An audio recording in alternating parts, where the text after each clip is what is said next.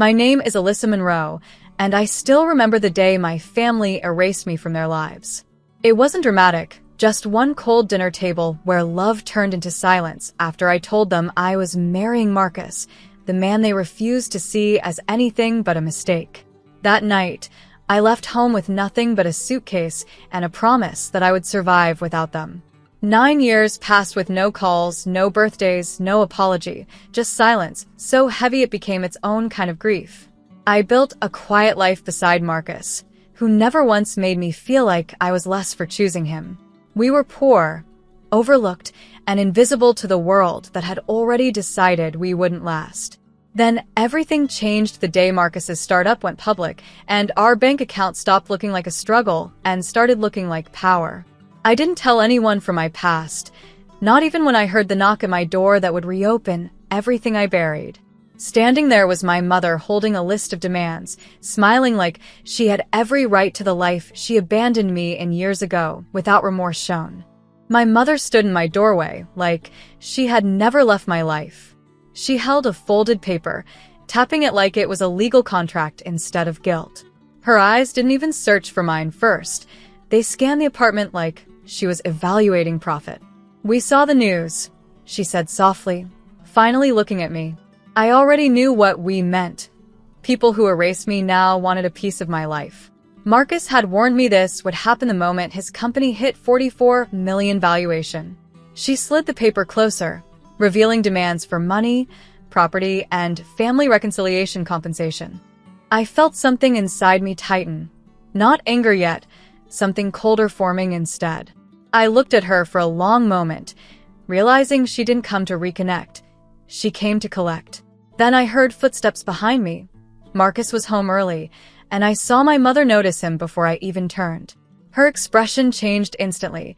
The same man she once called unworthy, now standing in silence behind me in a tailored suit worth more than her entire life. Her voice cracked as she whispered, "We need you to save us. You owe us everything now, please." The word, "oh," hit the room like a slap I didn't see coming. Marcus didn't move, but I felt his presence shift behind me like a warning. My mother stepped forward, suddenly smaller, as if success had shrunk her pride instead of expanding it. She held out the paper again, this time shaking, as though desperation had rewritten her confidence. "I raised you," she said, voice cracking. "You don't just walk away from family like that." Something inside me finally broke, not loudly but cleanly, like glass deciding it no longer wanted to hold weight. I turned slightly, enough for Marcus to be beside me, not behind me. He looked at her once, calm, the kind of calm that made people regret speaking first. Then he said nothing for a moment, and that silence felt louder than anything she had ever demanded from us. I realized she wasn't here for me anymore. She was here for what I had become. And that's when Marcus finally reached for my hand, squeezing it once, as if asking silently whether I still belonged to the past or to the life I chose. I answered her before he could, and that changed everything forever. My mother stared at me like I had just rewritten her reality. Marcus still stood beside me, but I felt my voice settle before he ever spoke. I told her she didn't raise me to be owned, and silence swallowed the hallway. Her hands trembled around the paper as she insisted this was about family survival, not greed. I almost laughed, but it came out as air I didn't trust. Marcus finally stepped forward, calm and precise, saying the company wasn't a lottery ticket she could cash in. Her face changed at that word, company, like she was hearing money spoken in a language she suddenly understood.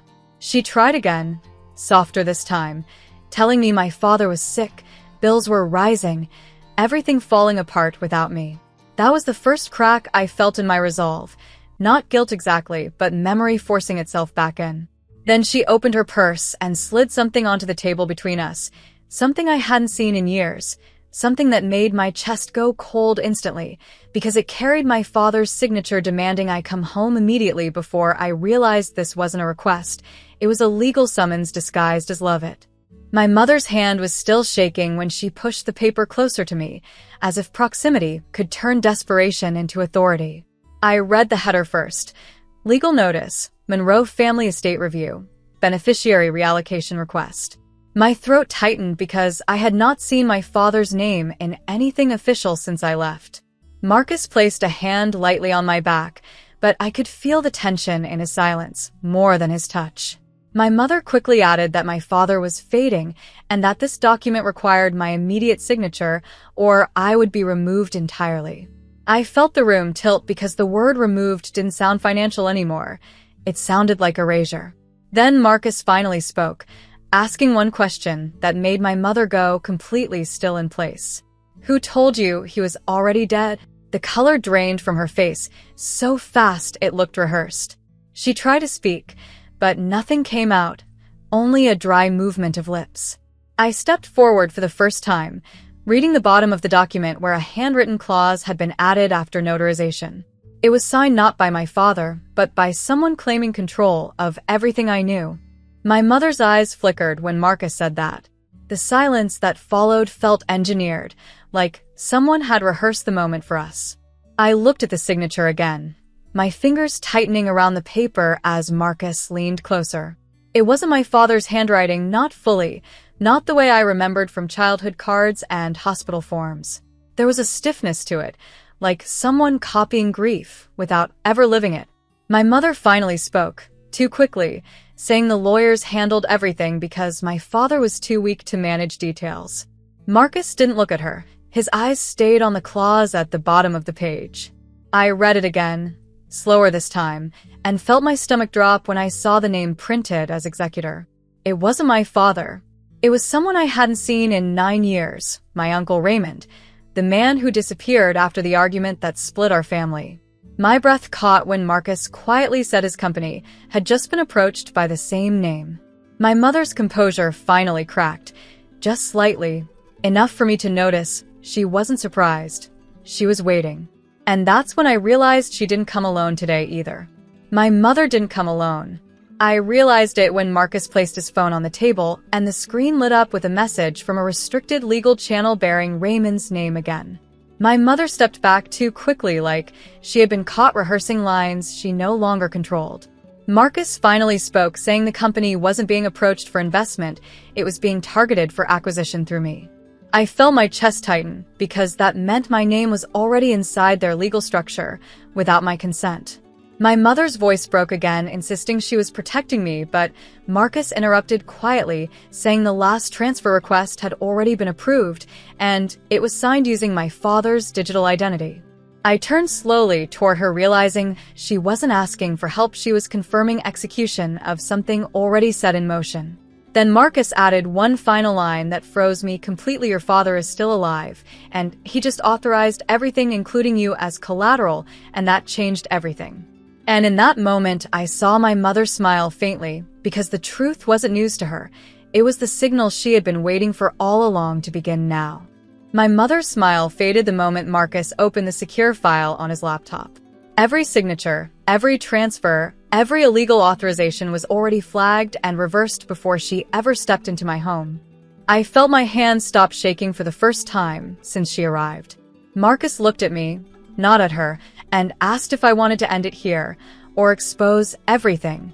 I finally understood I wasn't trapped in their plan. I was the missing piece they needed to complete it. I told him to proceed.